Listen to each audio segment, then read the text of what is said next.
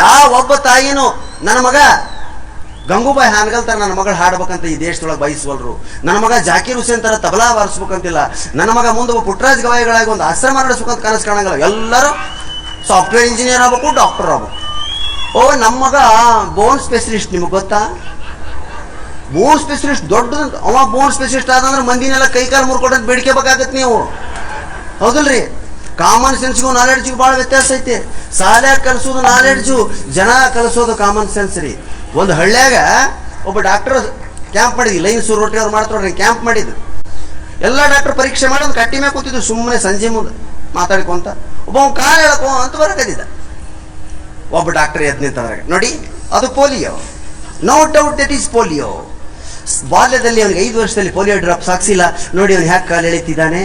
ಪಕ್ಕದಾಗ ಒಬ್ಬ ಬೋನ್ ಸ್ಪೆಷಲಿಸ್ಟ್ ಕೂತಿದ್ದ, ಅವ ಬಿಡ್ತಾನ, no it is not polio, it is spinal cord problem. ಅವನಿಗೆ ಬೆನ್ನು ಹುರಿ ಎಲುಬಿನಲ್ಲಿ ಏನೋ ಸಮಸ್ಯೆ ಇದೆ, ಅದರಿಂದ ಅವನು ಕಾಲು ಎಳಿತಿದ್ದಾನೆ.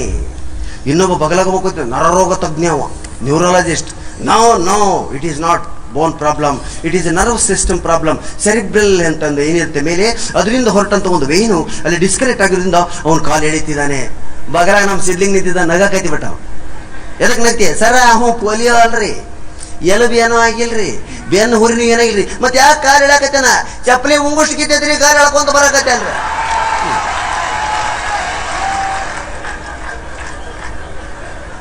ಅದಕ್ಕೆ ನಾಲೆಡ್ಜ್ಗೂ ಕಾಮನ್ ಸೆನ್ಸ್ಗೂ ಭಾಳ ವ್ಯತ್ಯಾಸ ಐತೆ. ಏನಾರ ಸ್ವಲ್ಪ ಆಗಿಬಿಟ್ರೆ ಸಾಕು ಗಾಬರಿ ಆಗ್ಬಿಡ್ತಾರೆ. ಅದಕ್ಕೆ ಸ್ಕ್ಯಾನಿಂಗು, ಎಕ್ಸ್ರೇ, ಬ್ಲಡ್ಡು ಇಲ್ರಿ. ಕೈಗೆ ಏನಾರ ಹಲ್ಲು ಕಿತ್ಕೊಂಬರಕ್ಕೆ ಹೋದ್ರೆ ಯೂರಿನ್ ಟೆಸ್ಟ್ ಮಾಡಕತ್ತಾರೆ. ಯಾಕಂದ್ರೆ ಅದ್ರಾಗ ಒಬ್ಬ ಡಾಕ್ಟರ್ ಇರ್ತಾನವ, ಅವ್ನು ಯೂರಿನ್ ಟೆಸ್ಟ್ ಮಾಡಬೇಕು, ಅವ್ನಿಗೆ ಒಂದು ಪೇಷಂಟ್ ಬೇಕು. ಹಲ್ಲು ಕಿಚ್ಕೊಳಕ್ಕೆ ಇವ ಹೋಗಿರ್ತಾನ, ರಕ್ತ ಮೂತ್ರ ಓಸು ಚೆಕ್ ಮಾಡಿಬಿಡ್ತಾರೆ. ನಮಸ್ಕಾರ ಅಂದ್ರೆ ಎಕ್ಸ್ರೇ ತೆಗಿಯಾಕತ್ಯಾರ, ಸುಮ್ಮನೆ ಬಾಡಿ ಸ್ಕ್ಯಾನು. ಅವ್ ನಮ್ಮ ನರಸಿಂಹ ಶವಾಗ ಹೇಳ್ತಿರ್ತಾನ, ಯಾರ ಬರಲಿ ಎಕ್ಸ್ರೇ ತೆಗಿತಿದ್ದ ಒಬ್ಬ ಡಾಕ್ಟರ್, ಯಾರ ಬರಲಿ ಎಕ್ಸ್ರೇ ಎಲ್ಲ ಅಂಗಿ ಬಿಚ್ಕೊಂಡಿಸ್ಬಿಡ್ತದೆ. 4 ಮಂದಿ ನಿನಗೆ ಅದಕ್ಕೆ ಎಲ್ಲ ಕಡೆಗೆ ಒಬ್ಬ ಇಲ್ರಿ ನನಗೆ ಏನೂ ಆಗಿಲ್ರಿ, ಮತ್ತೆ ಅದಕ್ಕೆ ಅಂಗಿ ಬಿಚ್ಕೊಂಡ್ರಿ ಸರ್, ಲಗ್ನ ಪತ್ರ ಕೊಡಕ್ಕೆ ಬಂದೀನಿ ನಾನು, ನನಗೆ ಅಂಗಿ ಬಿಚ್ಕೊಂಡ್ರಿ ಸರ್. ಕೆಲವು ಪದ್ಧತಿ ಆಗಿಬಿಟ್ಟೈತಿ, ಕೆಲವು ಬಂದ್ಗಳೇ ಎಕ್ಸ್ರೇ. ಅವ ಡಾಕ್ಟರ್ ಮಾತ್ರ ಬರೀ ಹಾಕಿ ರಿಸೆಪ್ಷನ್ ಕುಂತಿರ್ತ ಟಂಗ್ ಟಿಂಗ್ ಟಿಂಗ್ ಮಾಡ್ತಿರ್ತಾಳೆ ಆಕಿ. ನಿಮ್ದೇನು ಪ್ರಾಬ್ಲಮ್? ಏನಿಲ್ಲ ಮೇಡಮ್, ಏನಿಲ್ಲ, ಸುಮ್ಮನೆ ಇಲ್ಲಿ ಬಂದ ಮೇಲೆ ಆಗ ಮಾಡ್ಕೋತೀವಿ. ಇಲ್ಲ ಮೇಡಮ್ ನನಗೇನೂ ಪ್ರಾಬ್ಲಮ್ ಇಲ್ಲ, ನೀವ ಡಾಕ್ಟರ್ ಹೇಳೋದನ್ನ ಮಾತಾಡಕ್ಕೆ ಬಿಡಂಗಿಲ್ಲ, ಇದಂಗೆ ಬೀಚ್ಕೊಂತ ಬಿಡ್ತೇ ಆತ. ಎಕ್ಸ್ರೇ ತೆಗೆದು ಲಗ್ನ ಪತ್ರ ಕೊಟ್ಟು ಅವ್ರು ಹೋಗಿಬಿಟ್ಟವು. ಹೌದಾ? ಅದಕ್ಕೆ ಜೀವನದಲ್ಲಿ ನಿಮಗೆ ಜೀವನ ಕಲಿಸುವಷ್ಟು ಪಾಠಗಳನ್ನು ಯಾವ ಶಾಲೆ ಯೂನಿವರ್ಸಿಟಿ ಕಲಿಸಲ್ಲ. ಅದಕ್ಕೆ ನೀವೇನು ಮಾಡಬೇಕು ಅಂದ್ರೆ ಸ್ನೇಹಿತರೆ, ಸಾಹಿತ್ಯ ಕಾವ್ಯಗಳನ್ನು ಓದಬೇಕು. ಎಷ್ಟು ದೊಡ್ಡವ್ರನ್ನ ಮಾಡ್ತಾವ ಮನುಷ್ಯರ. ಪುಟ್ಟರಾಜ್ ಗವಾಯಿಗಳಾತು, ಪಂಚಾಕ್ಷರ ಗವಾಯಿಗಳು, ನಮ್ಮ ಭಾಗತಕ್ಕಂಥ ಹಾನಗಲ್ ಕುಮಾರಸ್ವಾಮಿಗಳಾತು, ಏನು PhD ಮಾಡಿದವರು ಅವರೆಲ್ಲ. ಜನಸೇವೆಯನ್ನೇ ತಮ್ಮ ಗುರಿಯನ್ನಾಗಿಸಿಕೊಂಡು ಹೊರಟವರು. ಹೌದ್ರಾ? ಇವತ್ತು ಎಷ್ಟು ದೊಡ್ಡ ಸಿದ್ಧಗಂಗಾ ಸ್ವಾಮಿಗಳು, ನಮ್ಮ ಪುಟ್ಟರಾಜ್ ಗವಾಯಿಗಳು ಎಂತೆಂಥ ಅದ್ಭುತವಾದಂಥ ಚೇತಗಳು ನಮ್ಮ ಮಧ್ಯೆ ನಡೆದಾಡುವಂಥ ದೇವರುಗಳವು. ನಿಜವಾಗ್ಲು ನಾವು ಪುಣ್ಯವಂತರು. ಅವ್ರ ಜೊತೆಗೆ ನಾವು ಇದ್ದೀವಲ್ಲ, ಅವ್ರ ವೇದಿಕೆ ಮೇಲೆ ನಾವು ಕಾರ್ಯಕ್ರಮ ಕೊಡ್ತೀವಲ್ಲ ಅಂತ. ಎಷ್ಟು ಜನ ಆಂಧ್ರನ ಸಂಗೀತಗಾರನಾಗಿ ಮಾಡಿದ್ರು. ನಾನು ಈ ಗುರುಗಳ ಕೈಯ ಕಲ್ತೋನೆ, ತಬಲಾ ಕೊಳಲು ಬಾರಿಸ್ತಿದ್ದೆ ನಾನು. ಈಗ ಬಿಟ್ಟಿನಿ, ಭಾಷಣಕ್ಕೆ ನಿಂತು ಬಿಟ್ಟನೆಲ್ಲ ಹೋಗ್ಬಿಟ್ಟು ಊದೋದು ಬಾರಿಸೋದು ಹೊತ್ತು ಒದರೋದು ಶುರುವಾಗೈತಿ. ಹಿಂಗೆ ಅದಕ್ಕೂ ನೋಡ್ರಿ, ತಬಲಾ ಕೊಳಲು ಎಲ್ಲ ಅವ್ರ ಕೈಯಲ್ಲಿ ಕಲ್ತಂತ ಪುಣ್ಯತ. ಭಾಳ ಒಳ್ಳೆ ಹಾಸ್ಯ ಪ್ರಜ್ಞೆ ಇತ್ತು ನಮ್ಮ ಪಂಡಿತ್ ಪುಟ್ಟರಾಜ್ ಗವಾಯಿಗಳಿಗೆ. ಅವ್ರು ಒಂದು ಜೋಕ್ ಹೇಳಿದ್ದು ಇವತ್ತಿಗೂ ನೆನಪೈತ್ರಿ. ಅದೇ ಸ್ಟಾರ್ಟ್ ಮಾಡಿದ್ದೆ ನಂದು. 300-400 ಹಾಸ್ಯ ಸಂಜೆಗಳಾಗಿದ್ವು. ನಮ್ಮ ಊರಿಗೆ ಬಂದಿದ್ರು. ನನಗೆ ಹಾಸ್ಯ ಕೇಸರಿನ ಹಾಸ್ಯ ಚತುರ ಅಂತ ಒಂದು ಬಿರುದು ಕೊಟ್ಟಿದ್ದಾರೆ ಪುಟ್ಟರಾಜ್ ಗವಾಯಿಗಳು. ಕೇಳಿದ್ರೆ ನಾನೊಂದು ಜೋಕ್ ಹೇಳ್ತೀನಿ ಪ್ರಾಣೇಶ, ಎಲ್ಲರೂ ಹೇಳಿ ನೀನು. ಕೆಲವರಿಗೆ ಸೆಲ್ಫ್ ರೆಸ್ಪೆಕ್ಟ್ ಇರ್ತದೆ, ತಮಗೆ ತಾವ ರೀ ಅಂದ್ಕೊಂತಿರ್ತಾರೆ. ನಾವೇನಿಲ್ಲಿ ಬಂದೀವಲ್ಲ ಅಂತಿರ್ತಾರೆ. ಅವ ಎದುರಾಗ ಸುಮ್ಮನೆ ನಾವು ಅಂದ್ಕೊಂತಿರ್ತಾರೆ. ಹಂಗೆ ನಮ್ಮ ಅಜ್ಜವ್ರ ಆಶ್ರಮಕ್ಕೆ ಭಾಳ ಜನ ಈ ಪಂಚಾಕ್ಷರ ಪುಣ್ಯತಿಥಿಗೆ ಸಂಗೀತಗಾರ ಬರ್ತಾರೆ. ಅದ್ರಾಗ ಒಬ್ಬ ಸಂಗೀತಗಾರ ಅಜ್ಜವ್ರ ಮುಂದೆ ಬಂದು ಅನ್ಬೇಕಂತ್ರಿ. ಅಜ್ಜವ್ರು ಕೇಳ್ಬೇಕು, ಯಾರ್ಯಾರು ಬಂದಾರಪ್ಪ? ಗಾಯಕರು. ಮನ್ಸೂರು ಬಂದಾನ? ಬಂದೈತ್ರಿ, ಅದು ಆಗಲೇ ಬಂದೈತ್ರಿ. ನೋಡ್ರಿ ಬಂದೈತಿ ಅಂದ್ರು ಅವು ಗೋವಾ ಇದ್ನಂತ, ಹಂಗೆ ಮಾತಾಡ್ತಿದ್ನಂತ. ವೆಂಕಟೇಶ್ ಕುಮಾರ್ ಬಂದಾನ? ಅದು ಬರ್ತಿರ್ಬೇಕ್ರಿ, ಈಗ ದಾರ್ಯಾಗಿರ್ಬೋದು, ಅದು ಬರ್ತೈತೆ. ಯಾರನ್ನ ಕೇಳಿ ಬರ್ತೈತೆ, ಬರಾಕತ್ತೈತೆ, ಬರ್ಬೋದು. ನೀನು ಯಾವಾಗ ಬಂದ್ಯಪ್ಪ? ನಾನು ಬೆಳಗ್ಗೆ ದಯಮಾಡಿಸೀನ್ರಿ ಬುದ್ಧಿ ಅಂತ. ತಾನಾದ್ರೂ ದಯಮಾಡಿಸ್ಯಾನಂತ, ಉಳ್ದವ್ರಾದ್ರೂ ಬಂದೈತಿ ಹೋಗೈತೆ ಅಂತ. ಎಷ್ಟು ಸ್ವಾರಸ್ಯವಾದಂಥ ಮಾತಿದು. ಅದಕ್ಕೆ ಇನ್ನೊಬ್ಬರಿಗೆ ನಾವು ತಾವು ಅನ್ಬೇಕು, ನನಗೆ ನಾನು ಅಂದ್ಕೊಳ್ಬೇಕು. ನಾವು ಅನ್ನೋ ಅಧಿಕಾರ ಇರೋದು ಮನುಷ್ಯಾಗಲ್ರಿ. ನಾವು ಅನ್ನೋ ಅಧಿಕಾರ ಇರೋದು ಕೇವಲ ಒಬ್ಬರಿಗೆ. ನಮ್ಮ ಬೀಚ್ ಹೇಳ್ತಾರೆ, ಯಾರಿಗೆ? ಗರ್ಭಿಣಿ ಹೆಂಗಸಿಗೆ. ಆಕೆ ಮಾತ್ರ ಹೊಟ್ಟೆಗೆ ಬಂದಿರ್ತೈತೆ, ಅದಕ್ಕೆ ಆಕೆ ನಾವು ಅನ್ಬೋದು ಹೊರತು ಉಳಿದವ್ರು ಯಾರು ನಾವು ಅನ್ಬಾರ್ದಂತ ನಾನು ಅನ್ಬೇಕು. ನನಗಿಂತ ಕಿರಿಯರಿಲ್ಲ, ಬಸವಣ್ಣ ಹೇಳಿದ ನನಗಿಂತ ಕಿರಿಯರಿಲ್ಲ ಅಂದ್ಬಿಟ್ಟ. ಎಲ್ಲರೂ ಅಂದ್ರು ಶಿವಶರಣರಿಗಿಂತ ಹಿರಿಯರಿಲ್ಲ. ಎಂಥ ಮಾತು ಸ್ನೇಹಿತರೆ. ಅದಕ್ಕೆ ಜೀವನದಲ್ಲಿ ಇಂಥ ತತ್ವಗಳನ್ನ ಮಕ್ಕಳಿಗೆ ರೂಢಿ ಮಾಡ್ಬೇಕಂದ್ರೆ ಇವನ್ನ ಶಾಲ್ಯಾಗ ಕಲಿಸೋದಿಲ್ರಿ. ನಾನು ಈ ಮಾತಾಡೋದು ಶಾಲ್ಯಾಗ ಜಪ್ಪೈ ಅಂದ್ರೂ ಕಲ್ತಿಲ್ಲ. ಆರ್ಡಿನರಿ ಸ್ಟೂಡೆಂಟ್ಗಳು ನಾವು 9 ದೇಶ ಅಡ್ಡಾಡಿ ಬಂದಿವಿ. ಯಾಕ? ಬೀಚಿಯವರ ಸಾಹಿತ್ಯ, ಕೈಲಾಸಂ ಸಾಹಿತ್ಯ, ಬೇಂದ್ರೆ, ಕುವೆಂಪು, ಕರ್ನಾಟಕದಲ್ಲಿ ಹುಟ್ಟಿರ್ತಕ್ಕಂಥ ಪ್ರತಿಯೊಬ್ಬ ಯುವಕ ಯುವತಿಯರು 18 ವರ್ಷ ನಿಮಗೆ ದಾಟಿತು ಅಂದರೆ ಭೈರಪ್ಪನವರ ಎಲ್ಲ ಕೃತಿಗಳನ್ನ ಓದಬೇಕಾದದ್ದು ನಿಮ್ಮ ಹಕ್ಕು ಮತ್ತು ಕರ್ತವ್ಯ ಕೂಡ. ದಯವಿಟ್ಟು ಓದ್ರಿ, ಅಧ್ಯಯನ ಮಾಡ್ರಿ. ಇವತ್ತು ಈ ಗಂಗಾವತಿ ಪ್ರಾಣೇಶ ಕೇವಲ SLC ಒಳಗೆ ಆರ್ಡಿನರಿ ಪಾಸ್ ಆದಂಥ ಒಬ್ಬ ವ್ಯಕ್ತಿ, BComನೊಳಗೆ ಆರ್ಡಿನರಿ ಪಾಸ್ ಆದಂಥ ವ್ಯಕ್ತಿ, ಯಾವುದೇ ಒಂದು ವರ್ಷ 60 ತಗೊಳ್ಳಿಲ್ಲ. ನಮ್ಮಪ್ಪ ಟೀಚರ್. ದೊಡ್ಡ ಕನಸಿತ್ತು ನಮ್ಮಪ್ಪಂದು. ನಮ್ಮ ಪ್ರಾಣೇಶಿಗೆ ಪ್ರಾಣಿ ಅಂತಾರೆ. ನಮ್ಮ ಪ್ರಾಣಿ ಒಂದರ ದಿವಸ 60 ತಗೊಳೋದು ನಾ ಕಣ್ಣಾರೆ ನೋಡ್ಬೇಕಂತ ನಾ ಹಂಬಲಿಸ್ತೆ ಪಾಪ. ಈಗ ನಾನು 90 ತಗೊಳಕತ್ತೀನಿ, ನೋಡಕ್ ಆತ್ನ ಇಲ್ಲ. ನೋಡ್ ಇದೇನು ಚಪ್ಪಲಿ ಬಡಿತಲ್ಲ, ಇದೆಲ್ಲ 90 ಮಂದಿ ಇದು ಸಾಲಿ 60 90 ಮಂದಿ ಅಲ್ಲಿದು. ಈ 90ನೇ ಬೇರೆ ಇವು. ಅದಕ್ಕೆ ಜೀವನದೊಳಗೆ ಆದರ್ಶ ಪಾಲನೆ ಸಾಧಿಸ್ಬೇಕು. ನಾವು ಸಾತ್ವಿಕರಾಗಬೇಕಂದ್ರೆ ಶಾಲೆ ಕೊಡೋ ಮಾರ್ಕಸ್ಗಳು ಏನೂ ಅಲ್ಲ, ಜನ ಕೊಡ್ತಾರೆ ನೋಡ್ರಿ, ಅದು ಮಾರ್ಕ್ಸು. ಮೊದಲ ಪಾಠ ಮಾಡಿ ಆಮೇಲೆ ಪರೀಕ್ಷೆ ಇಡ್ತಾರ, ಹೌದಲ್ಲ? ಶಾಲೆ ಒಳಗೆ ಮೊದಲು ಪಾಠ ಮಾಡಿ ಆಮೇಲೆ ಪರೀಕ್ಷೆ ಇಡ್ತಾರ. ಜೀವನ ಮೊದಲು ಪರೀಕ್ಷಾ ಮಾಡಿ ಪಾಠ ಕಲಿಸ್ತೈತೆ. ಅಂತ ಪಾಠವನ್ನು ನೀವು ಮಕ್ಕಳು ಕಲಿಬೇಕು. ಏನು ಶಾಲೆ ರೀ ಈಗಿನ ಶಾಲೆ ನೋಡ್ಬೇಕು ನೀವು. ಓದಿನಕ್ಕಿಂತ ಹೆಚ್ಚು ಆಡಂಬರನ ಜಾಸ್ತಿ. ಇಟ್ಟಿರ್ತಾವವು ಯೂನಿಫಾರ್ಮ್, ಅವಕ್ಕೆ ಚಡ್ಡಿ ಮುಂಜಾನೆ ಇದಕ್ಕೆ ಹೇಳ್ತಾಳ ಅವ್ರವ್ವ. ಚಡ್ಡಿ ಅದಕ್ಕೆ ಇಸ್ತ್ರಿ ತಿಕ್ತಾರೆ, ಇಟ ಇರ್ತೈತೆ ಚಡ್ಡಿ ಇಸ್ತ್ರಿ ತಿಕ್ತಾರ. ಇಸ್ತ್ರಿ ತಿಕ್ಕಿ ಚಡ್ಡಿ ಹಾಕಿ ಇನ್ಶರ್ಟ್ ಮಾಡಿ ಟೈ ಆಗಿರ್ತದ, ಬಿಗಿತಾಳ. ಟೈ ಹಾಕಬೇಕಂದ್ರೆ ಟೈ ಒಂದು ಅವನಂತ ಡಾಲ ಶಾಲೆ ಹೆಸರು.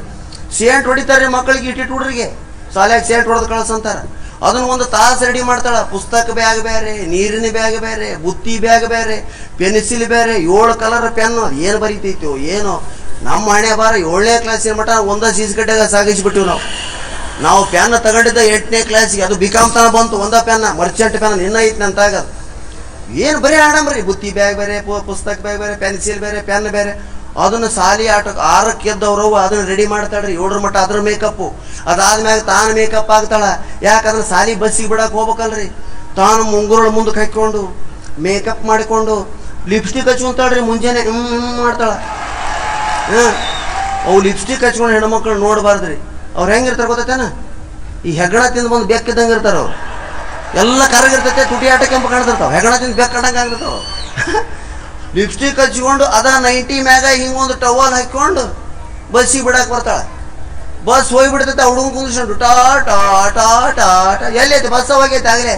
ಸುತ್ತ ಮನೆಯವ್ರು ನೋಡ್ಬೇಕಲ್ಲ ಈಕಿನ. ಓ ಮಗು ನಾವು ಕಾನ್ವೆಂಟಿಗೆ ಹಾಕಿದ್ದೀರಾ? ಓ ತುಂಬ ಕಾಸ್ಟ್ಲಿ ಅಲ್ವಾ? ಈಗೀಗೆ ಫೀಸ್ ಜಾಸ್ತಿ ತೊಗೊಂತಾರನ್ನ ಹೀಗೆ ಹೊರತು ತನ್ನ ಮಗ ಏನು ಕಲಿತೈತೆ ಅನ್ನೋದ ಕಲ್ಪನಾ ಇಲ್ರಿ. ನಮ್ಮ ಕಾಲಕ್ಕೆ ಹೆಂಗಿತ್ತು ಸ್ನೇಹಿತರೆ? ಇಲ್ಲೇ ಪಕ್ಕದ ಯಲಬುರ್ಗದೊಳಗೆ ನಾನು 5, 6, 7ನೇ ಕ್ಲಾಸ್ ಕಲಿತೆ. ನಮ್ಮ ಹಣೆ ಬಾರಿ ಯೂನಿಫಾರ್ಮ್ ಅಲ್ರಿ, ಶರ್ಟ್ ಇದ್ದಿಲ್ಲ ನಮಗೆ. ಬರೀ ಅಂಗಿ ಮೇಲೆ ತಟಾಯಿಸ್ಬಿಟ್ಟಿವಿ 7ನೇ ಕ್ಲಾಸ್ ತನ ನಾವು. ಮ್ಯಾಗ ಒಂದ ಅಂಗಿ ಹಿಂಗೆ ಅಡ್ಡಬಡ್ಡ ಪಿನ್, ಅದಕ್ಕೆ ಹೊಟ್ಟೆ ಸೈಟ್ ಕಾಣ್ತತ್ತು. ಕೆಳಗೆ ಏನೇನು ಇಲ್ರಿ. ಯಾಕಂದ್ರೆ ಹಳ್ಳಿಗಳೊಂದು ಕಂಪ್ಲೇನ್ ಅಂದ್ರೆ ಕೆಳಗಿನ ಭಾಗ ಗಾಳಿ ಆಡ್ಬೇಕು ಅನ್ನೋದೊಂದು ದೊಡ್ಡ ವಿಚಾರ.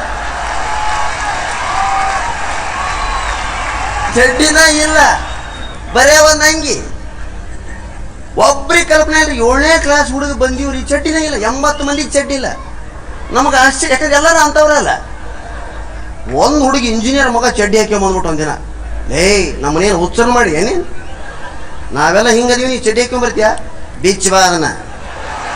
ಅವ ಮನೆಗೆ ಹೋಗಿ ಅದನ್ನ ಬಿಚ್ಚಿ ಬರೋ ಮಠ ಬಿಡ್ಲಿಲ್ರಿ ನಾವು.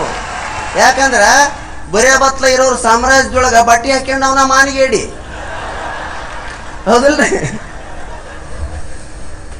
ನಮಗೆ ಕಲ್ಪನಾನ ಇಲ್ಲ. ಆರಾಮ್ ಬರಾಕತ್ತೀವಿ ಶಾಲೆಗೆ. ಅಂಥದ್ದು ಮೈಸೂರಿಂದ ಒಬ್ಬ ಮಾಸ್ತರ್ ಬಂದ್ಬಿಟ್ಟ, ಪ್ರಿನ್ಸಿಪಾಲ್ ಸೂರ್ಯನಾರಾಯಣ ರಾವ್ ಅಂತ.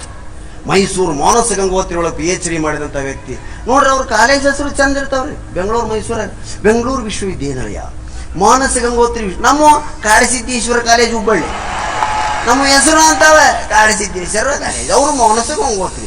ಹಿಂಗಾಗಿ ನಿಮ್ಮ ಹೆಸರೇ, ನಿಮ್ಮ ಕಾಲೇಜ್ ಯಾವುದು? ಮಾನಸ ಗಂಗೋತ್ರಿ. ನಿಮ್ಗೆ ಗೊತ್ತಾ? ನಿಮ್ದು ಯಾವ್ದು? ನಾವು ನಮ್ದು ಕಾಡಸಿದ್ದೇಶ್ವರಿ. ಅವ ಇವು ನೋಡಕ್ಕೆ ಹಂಗಿರ್ತಾವ, ನಾವು ಹಂಗಿರ್ತಾವ, ಹಂಗಿರ್ತಾವ. ಎಷ್ಟು ವ್ಯತ್ಯಾಸ ಐತೆ. ಅದಕ್ಕೆ ನಾವು ಅವ್ರಂಗೆ ಆಗೋದು ಬೇಡ, ಅವ್ರು ನಮ್ಮಂಗೆ ಆಗೋದು ಬೇಡಪ್ಪ. ನಾವು ಹಿಂಗೆ ಇರೋದು. 7ನೇ ಕ್ಲಾಸು ಸೂರ್ಯನಾರಾಯಣರಾವ್ ಮಾಸ್ತರ್ PhD ಮುಗಿಸಿ ಬಂದುಬಿಟ್ಟ. ಗುಡ್ ಮಾರ್ನಿಂಗ್ ಸರ್ ಅಂತ ಎದ್ದು ನಿಂತಾರೆ ಹುಡುಗರು. ನಾವು ಹಂಗೆ ಎಲ್ಲರೂ ಸೇರಿ ಶರಣ್ರಿ ಸರ್ ಅಂತ ಎದ್ದು ನಿಂತ್ಬಿಟ್ವಿ. ನೋಡ್ತಾನ ಒಬ್ಬರಿಗೂ ಚಡ್ಡಿ. ಏನು ಬೀಯಿಂಗ್ 7th ಸ್ಟ್ಯಾಂಡರ್ಡ್ ಸ್ಟೂಡೆಂಟ್ ನಿಮಗೆ ಚಡ್ಡಿ ಇಲ್ವಾ? ಇದ್ರಾಗ ಏನೈತ್ರಿ ಆಶ್ಚರ್ಯ ಅಂದಿಲ್ಲ. ನೋ ನಡೀರಲ್ಲ ಮನೆಗೆ, ಯಾಕ್ರಿ ಸಾಲಿ ಬಿಡ್ತೇನೆ ಅಂದ್ವಿ. ನೋ ಚಡ್ಡಿ ಹಾಕೊಂಡು ಮತ್ತೆ ಬರ್ರಿ ಉಯ್ ಅಂತ ಹೋಗ್ಬಿಟ್ಟು ಓದೋದು ಒಂದ ಸ್ವಾಮಿರಿ. ನಾವು 15 ನಿಮಿಷ 20 ಅರ್ಧ ತಾಸಾತ್ ಒಬ್ರು ಬರಕ್ತಾ ಇರಲ್ಲ.